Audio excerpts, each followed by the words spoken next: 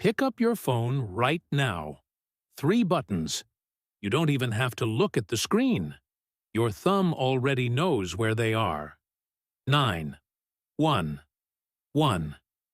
It's probably the first phone number you ever learned, before you could even tie your shoes, before you could spell your own last name. Somewhere between learning to cross the street and learning your address, an adult sat you down and said, "If something is wrong, you call this number. Now try this one instead." What number did your great-grandparents dial? Here's the thing. There wasn't one. For nearly 200 years, through 2 world wars, the Great Depression, the invention of the automobile, the splitting of the atom, the United States of America had no single number you could call when someone was dying. None. Not one. Not a shared one. Not a national one. Not one that worked the same way whether you were standing in Manhattan or standing in a cornfield in Nebraska. Think about that for a second. A country that could split the atom, that could put a man on the moon by the summer of 1969, could not, as late as 1967, guarantee that a woman having a heart attack in her own kitchen would know who on earth to call. It's one of those facts that sounds almost impossible once you actually stop and sit with it. Not because the technology didn't exist. Phones had been common in American homes for decades by then, but because nobody had ever agreed that this specific problem deserved a specific, universal solution. So, who did you call? If your house caught fire in 1955, what number was sitting in your head, ready to go? If you were a kid home alone and something went wrong, a stranger at the door, your mother collapsing in the hallway, did you even know what to do? And if you lived out in the country, 40 minutes from the nearest town, on a shared party line with 3 other farms, did anyone even have a number worth giving you in the first place? Over the next half hour, we're going somewhere specific. A small metal box bolted to a lamppost, with a lever nobody but firemen wanted you to pull. A phone operator named Central, who might genuinely be your actual neighbor, listening in on your worst night. A murder in Queens that the entire country couldn't stop talking about for years. A closed-door meeting between the largest phone monopoly in American history and a handful of federal regulators arguing, of all things, over which 3 leftover digits nobody had claimed yet. And a small Alabama town, not New York, not Washington, not some gleaming Bell Labs research campus, that beat the rest of the country to the punch almost entirely by accident, because it happened to be small enough to move fast. Because this was never really a story about a phone number. It's a story about what a country quietly decides is worth answering immediately, and exactly how long it's willing to make ordinary people wait to find that out. Before there was a phone number for anything, there was a lever. Starting in the 1860s, American cities began bolting small metal boxes to lampposts and street corners, usually painted a deep fire engine red, usually kept locked, usually fitted with a little glass window you'd have to break, or a hook you'd pull down hard. Inside was a simple telegraph key, wired directly to the nearest fire station. Pull the lever, and a coded signal shot out along the wire, identifying exactly which box on which street had just been triggered. So firefighters could roll out, knowing precisely where to go, before most households even owned a telephone to describe an address out loud. Verify exact invention. Date city. Often credited to Boston, 1852, engineers William Channing and Moses Farmer. It was, for its era, a genuinely remarkable piece of civic engineering. A city like Boston or Chicago could wire up hundreds, eventually thousands, of these boxes across its grid of streets. And in theory, any citizen who happened to spot smoke curling out of a window could summon help within minutes, without saying a single word to anyone. There was just one catch. And it was a big one. The box only did one thing: fire. That's it. That's the whole job description. Have a heart attack on that exact same street corner? The box is useless to you. Watch someone get mugged 3 feet away from it? It cannot help you, no matter how hard you pull that lever. It isn't wired to police. It isn't wired to a doctor. It's wired to one destination, and one destination only. You could stand directly beside it, dying of something other than fire, and it would do nothing at all. So an entire narrow category of emergency got its own dedicated, purpose-built hotline. Decades before telephones were common enough for most families to have one in their home. And everything else, every single emergency that wasn't actively producing smoke, was left to whatever a person could improvise on the spot. Running to a neighbor's house, flagging down a passing carriage, screaming, and hoping someone with legs faster than yours would go find help. That gap, the gap between fire and literally everything else that can go wrong in a human life, didn't close as the decades rolled on. It just changed shape and moved indoors, into the telephone itself. By the early 20th century, telephones were spreading steadily into American homes. But calling for help still meant going through an actual human being, not dialing anything resembling a fixed number. You'd lift the receiver, and instead of dialing at all, you'd simply wait. A voice would come on the line, the operator, and in small towns especially, that operator had an almost affectionate nickname: Central. You didn't dial your way to help. You asked Central for it. I want a policeman. I want to report a fire. Get me the doctor. And Central, sitting at a switchboard covered in cables, would physically plug your line into whichever destination sounded right, based entirely on her own local knowledge of the town, verify specific period phrasing, documented from instructional material dating to the late 1940s. Here's what that actually meant in practice, stripped of the nostalgia. There was no formal training standard for what the right line even was. Central might not personally know which precinct covered which street, especially in a fast-growing town.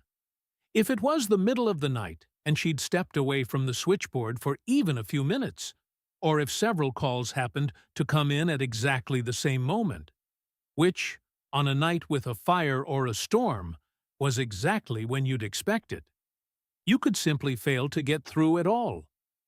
No error message, no automatic cue, just silence, or a busy signal, or nothing. And there was another layer to this that people don't always think about: party lines. In huge stretches of the country, especially rural areas, multiple households shared the exact same physical telephone line. That meant your emergency call wasn't necessarily private. Your neighbor 2 farms down could quite literally pick up their own receiver and listen to every word of your worst night, whether out of nosiness, boredom, or genuine concern. Privacy and emergency response were, for millions of Americans, simply not compatible ideas yet. Later, as rotary dial phones became the standard fixture in most homes, the shortcut simplified slightly. Dial 0 for the operator and ask to be connected. It worked, sometimes. It depended entirely on the operator being alert, well-informed about local services, and fast under pressure. It depended on the line not already being tied up, and it depended on you actually knowing that dialing 0 was the correct first move at all. Which, if you'd grown up somewhere that still leaned on the old lamppost fireboxes, or somewhere nobody had ever explicitly walked you through it, you might genuinely not know, at the exact moment you needed to know it most. Help existed, in other words, but help ran through a person, sitting at a switchboard, who had to be present, informed, and fast, every single time with zero room for error, or it simply didn't happen. And it's worth pointing out, quietly, that the United States wasn't even first to notice this problem. Britain had already rolled out its own single emergency number, 999, back in 1937, 3 decades earlier, after a fire in London killed several people whose neighbors reportedly struggled to get through to the fire brigade in time. If a single emergency number was solvable and demonstrably solved in one of America's closest allies a full generation earlier, that raises an obvious, slightly uncomfortable question. What, exactly, was the holdup back home? By the 1950s, most American towns had, in a sense, solved the emergency calling problem their own way, which is really to say they hadn't solved it at all. They'd just localized the confusion, quietly, one town at a time. If you lived in a mid-sized American town, chances are your family kept a scrap of paper taped near the phone, or simply committed to memory, listing the direct 7-digit number for the local police precinct, and a separate one for the fire department, and maybe a third for the family doctor who made house calls. This wasn't a system designed and handed down by any state agency or federal regulator. It was just whatever your neighbors and their neighbors before them had worked out on their own, passed along like a family recipe, informally, imperfectly, town by town, which worked fine as a private little system as long as you never moved, never traveled anywhere, and never had the misfortune of an emergency happening anywhere other than exactly where you'd already memorized those specific numbers. Move 50 miles away for a new job? New town, new precinct, an entirely new set of numbers to learn from scratch? And good luck locating the right one fast, at 2 in the morning, in an unfamiliar house, with an unfamiliar phone book, if you're lucky enough to even have one nearby. Traveling to visit family somewhere you'd never lived, and something goes wrong? Your best available option was the phone book, assuming there was one within reach, assuming it was even remotely current, assuming you could flip to the correct entry among page after page of tiny gray print, while somebody in the next room genuinely needed help right now, not in 3 minutes. There was no consistency whatsoever from city to city, no shared national standard, nothing universal underpinning any of it. The system, such as it existed, amounted to a kind of unwritten social contract. Know your own local numbers cold. Hope you're never somewhere unfamiliar when disaster strikes. And hope you're quick with a phone book if you are. For most people, most of the time, this arrangement was simply an inconvenience. Mildly annoying, rarely catastrophic. But inconvenience has an unpleasant habit of curdling into something far worse the exact moment the clock actually starts to matter. March 13, 1964. Kew Gardens, a quiet, tree-lined residential stretch of Queens, New York. A 28-year-old woman named Kitty Genovese was walking home from her shift managing a local bar in the very early hours of the morning when a man attacked her with a knife just outside the apartment building where she lived. The attack was not fast. It was not quiet. And in the days and weeks that followed, a story took hold, reported prominently in the New York Times, that would go on to shape how an entire country thought about its own neighbors. That dozens of witnesses heard her cries for help from the safety of their own apartment windows that night, and that not one of them called for help in time to matter. Verify, subsequent journalism and academic research, decades later, substantially complicated this original account. The actual number of people who directly witnessed the assault versus those who heard something brief and ambiguous in the middle of the night and didn't recognize it as a violent attack in progress has been significantly disputed and revised downward by researchers. The underlying tragedy is real and well documented, but the specific 38 witnesses who did nothing, Framing should not be repeated as flatly settled fact. Whatever the precise, granular truth of exactly who heard what that particular night, one detail was never in dispute. This was one of the largest, most densely populated cities on the planet, containing literally millions of individual telephones, and there was still no fast, obvious, universal way to summon help.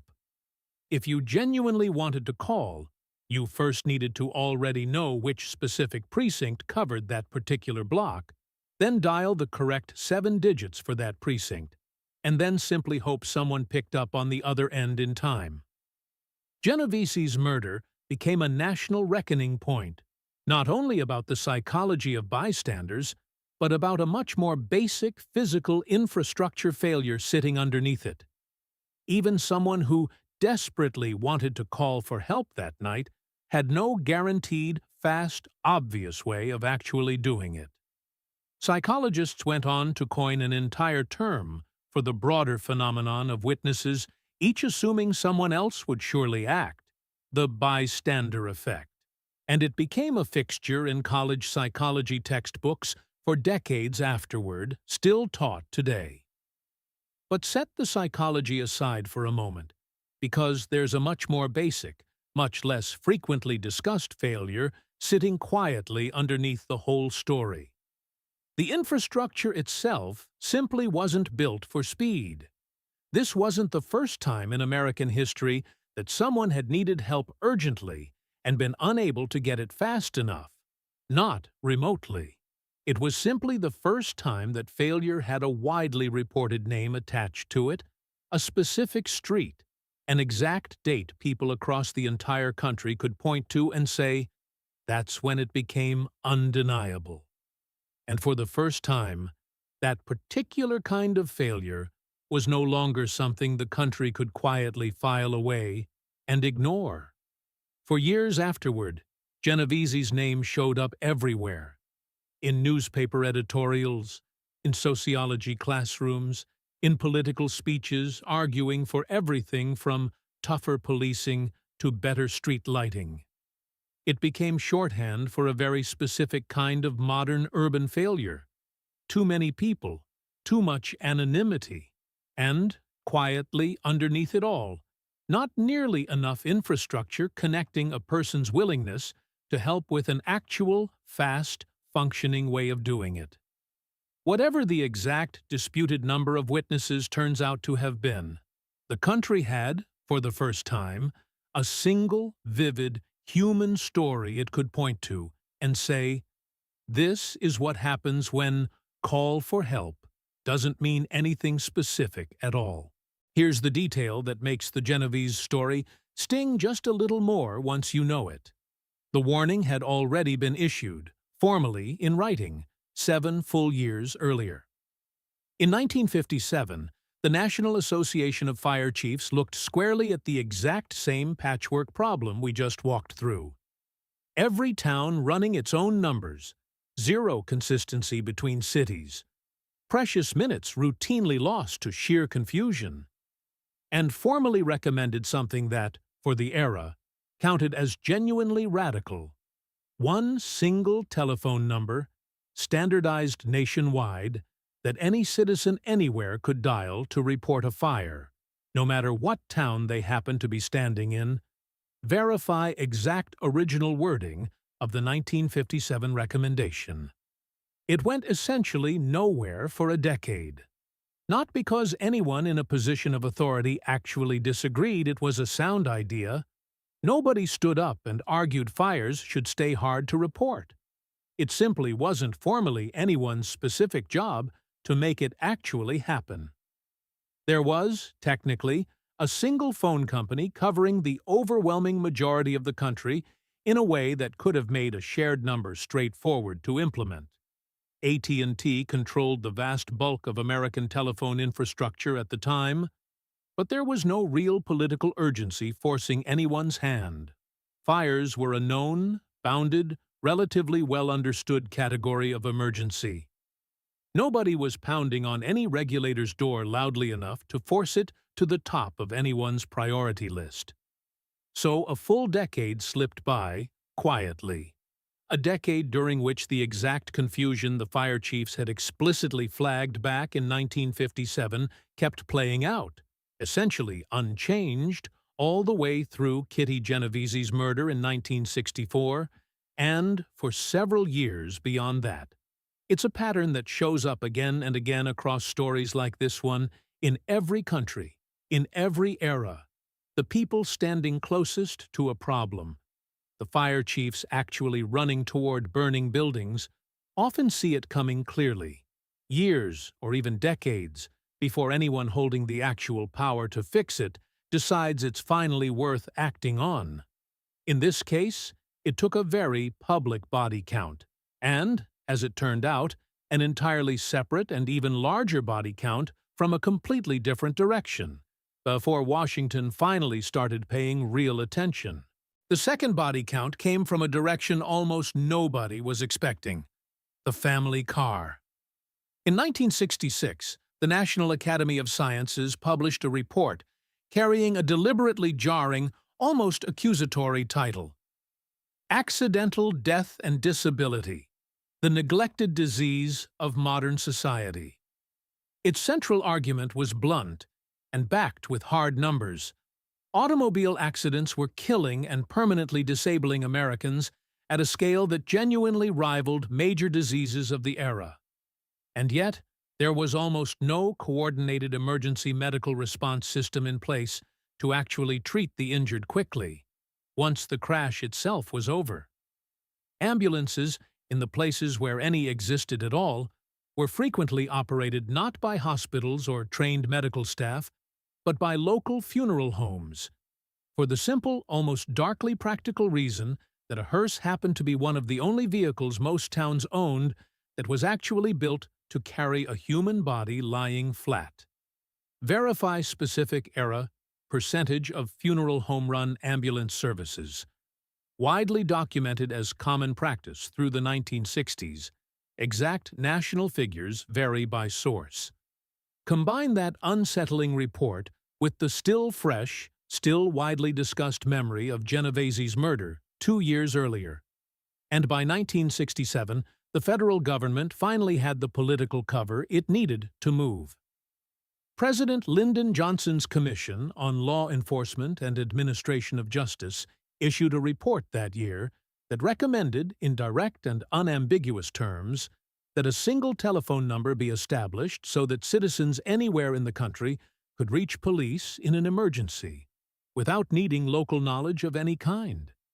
This is the exact moment the idea stopped being a niche suggestion from one fire chief's professional association, and formally became a federal recommendation, carrying the institutional weight of a presidential commission behind it. But here's the thing about government reports. Recommending a single national number and actually engineering one turned out to be two entirely different problems, separated by a mountain of practical detail. A report can simply state, on paper, there should be one number. It takes an entirely different kind of negotiation, technical, corporate, regulatory, to make 3 specific digits ring correctly in every phone booth, every farmhouse, every apartment building, in every single one of the 50 states. And there was another wrinkle nobody likes to dwell on. AT&T wasn't a government agency. It was a private, profit-driven corporation, and while it controlled nearly all of the country's phone lines, it had no independent obligation to reorganize its entire switching infrastructure around a federal commission's recommendation just because that recommendation existed. Getting from "the government thinks this should happen" to "the largest telephone company in the world agrees to actually build it" required exactly the kind of closed-door, unglamorous negotiation that never makes it into the history books. The kind that happens in a conference room, not on a stage. In November of 1967, officials from the Federal Communications Commission sat down across a table from executives at AT&T, which, at the time, operated nearly every single telephone connection in the entire United States, a genuine, near-total monopoly. The task placed in front of this room sounds almost comically small, given everything that would eventually ride on it. Pick a number. Not just any number, though. It had to be short, quick to dial correctly even by a genuinely panicked caller. Someone with shaking hands, someone half-conscious with fear. It had to be memorable enough that a 5-year-old could learn it after being told exactly once. And, critically, from a purely technical standpoint, it had to be entirely unclaimed anywhere in the existing network. Not already assigned, anywhere in the country, as an area code, an office code, or any kind of internal telephone company service code, because accidentally reusing an already active code would have caused genuine chaos across the existing system. Verify precise technical constraints AT&T cited in these negotiations. 911 satisfied all 3 requirements simultaneously. There's no hidden poetic origin story buried here, no secret symbolic meaning behind those particular digits. It wasn't selected because it sounded urgent or carried some deliberate emotional weight. It won the room largely through a process of elimination. Short, memorable, and, above everything else, genuinely available. Deciding on the number, though, turned out to be the comparatively easy part of the whole equation. A number existing on paper, agreed to in a conference room, meant essentially nothing until it actually, physically worked. Until some phone company, somewhere in the country, was willing to actually flip the necessary switches and prove, in front of witnesses, that it could connect a real caller to real help on one specific, real day. That day arrived just 3 months later, and, in one of the stranger, more human twists buried inside this entire story, it didn't happen in New York, where Genovese had been murdered. It didn't happen in Washington, where the recommendation itself had originated. It happened in a small town in Alabama that most Americans, at the time, could not have located on a map if you'd handed them one. February 16, 1968. Haleyville, Alabama.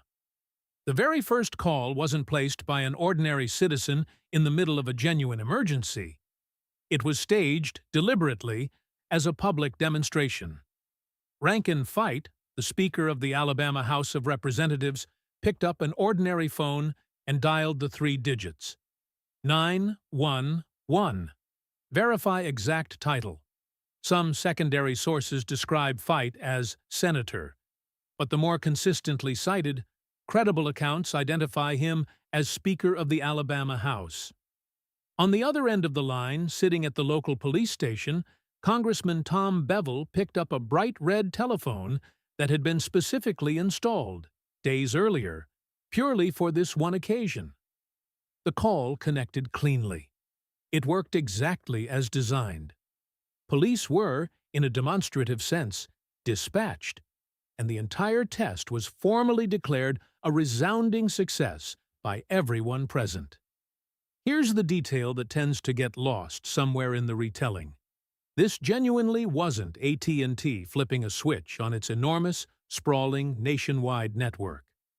Haleyville's local telephone service was actually run by a small, entirely independent regional carrier, the Alabama Telephone Company.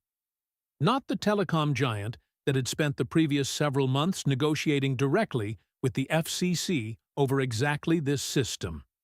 In other words, a small, independent local phone company beat the single largest telephone monopoly in American history to the finish line, largely precisely because it was small, nimble, and unencumbered enough to simply move fast and act. The bright red phone that answered that very first historic call is preserved today, on public display, inside a small museum in Haleyville. A working duplicate is still kept, functional, at the local police station to this day, a physical monument to 3 digits and one town's decision to just try it.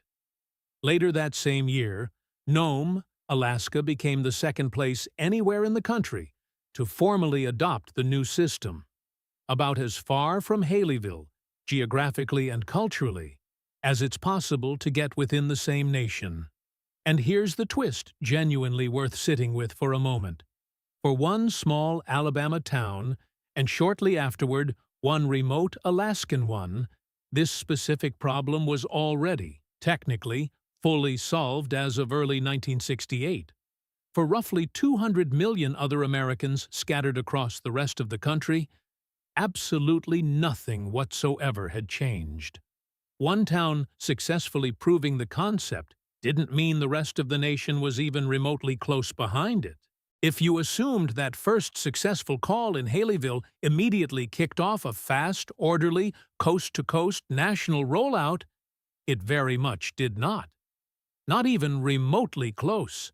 Adoption crawled forward with genuine, grinding slowness, state by state, county by county, for years afterward. By the end of the 1970s, a full decade after Haleyville's demonstration call, roughly 24 states had 911 service available in at least some portion of their territory. Verify exact number of states with any 911 access by 1979. By the end of the 1980s, a full 20 years after that first phone rang in that small Alabama police station, just barely over half the entire population of the United States had access to 911 service at all. Half. 2 entire decades after the solution had already been proven, publicly, to work perfectly fine. Rural America waited longest of all, by a wide margin. Smaller, less profitable local phone exchanges had noticeably less financial incentive to invest in upgrading their switching equipment, and correspondingly lower political pressure pushing anyone to prioritize the expense. Some rural counties genuinely didn't achieve fully functioning 911 coverage until well into the 1990s, and in a handful of especially remote, sparsely populated cases, not until sometime into the 2000s. Verify specific last county to adopt claims carefully. Avoid stating a precise year in the final script unless independently confirmed against a primary source. And even in places where the number technically worked, the surrounding system kept revealing fresh gaps underneath it. The 1973 Emergency Medical Services Systems Act finally pushed the country toward genuinely professionalizing ambulance response nationwide, moving communities away from that old funeral home hearse arrangement and toward properly trained paramedics riding in purpose-built, standardized equipment. In the early 1970s, so-called enhanced 911 technology began slowly rolling out. Systems capable of automatically displaying a caller's phone number and physical address to a dispatcher the instant a call connected, so a caller in genuine distress didn't need to remain coherent enough to explain, out loud, exactly where they were standing. Then, decades later, an entirely new version of the exact same old problem quietly resurfaced, in a form nobody had fully anticipated. Cell phones. A landline telephone had one single, fixed physical address permanently attached to it. A cell phone, by its very nature, did not, and for years, dispatches receiving a 911 call placed from a mobile phone had no automatic, reliable way of actually knowing where that caller physically was, reviving, in a slightly updated technological form, the exact same "where do I even send help" confusion. This entire story started with, more than a century earlier, verify specific FCC wireless E911 rule dates, commonly cited as beginning in the mid-1990s. It took years of regulatory back and forth, and more than one high-profile case of a caller who couldn't be located in time, before the FCC finally forced wireless carriers to build an automatic location technology of their own, a second, smaller version of the exact same fight fire chiefs had been having since 1957, just with satellites and cell towers standing in for switchboards and lampposts. Which brings us, finally, to the uncomfortable question sitting quietly underneath all of this. If it genuinely took over a century, from lampposts to phone operators, to a presidential commission, to one small Alabama town, to a rollout that then dragged on across 3 additional decades, just to agree, as a country, that a call for help should always reliably get an answer. What, right now, today, in this exact moment, are we still quietly, collectively, waiting on? Strip away the specific dates, the specific digits, the specific names, and this story was never really about a phone number at all. It's about who gets to safely assume, without ever consciously thinking about it, that help is genuinely one call away, and who, for the overwhelming majority of American history, simply couldn't make that assumption at all, no matter how badly they needed to. It's easy, looking back, to glance at the lamppost fireboxes, or the operator affectionately nicknamed Central, or a family's own scrawled-down precinct number taped up beside the phone, and quietly think, how primitive, how quaint. But the underlying question those imperfect old systems consistently failed to answer is still very much alive today, just wearing newer clothes. Even right now, exactly how fast a 911 call actually connects you to real, meaningful help still depends heavily on your zip code, on your county's specific funding level, on whether your local dispatch center ever upgraded its aging technology. And wireless callers, even now, decades after cell phones quietly became the default way most people call for help at all, still aren't always instantly locatable the same reliable way landline callers have long since become. So the next time you dial those 3 familiar digits without a second thought, the next time your thumb finds them automatically, the way it's found them since before you could tie your own shoes, it's worth pausing, just for a moment, to remember what that ease actually cost and how long it actually took. Nearly 200 years. One murdered woman's name that an entire country couldn't stop repeating. A fire chiefs association that saw the whole problem clearly, in writing, a full decade before anyone with real power decided to listen. And one small Alabama town that, for one afternoon in February of 1968, moved faster than the other 200 million people around it.